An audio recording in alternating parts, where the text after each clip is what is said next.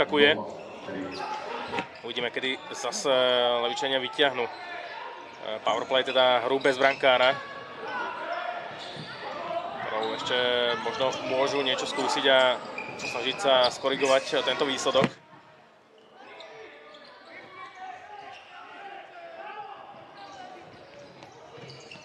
Aj Zambrano.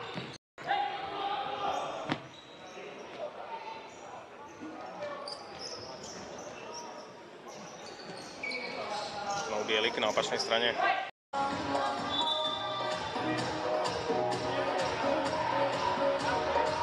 Dá sa, že je všetko pripravené na prvého dejstva. Nám zostávajú posledné sekundičky, ale po futsale je to ešte stále dostatok času na to, aby ste strelili minimálne jeden gól. Bielik.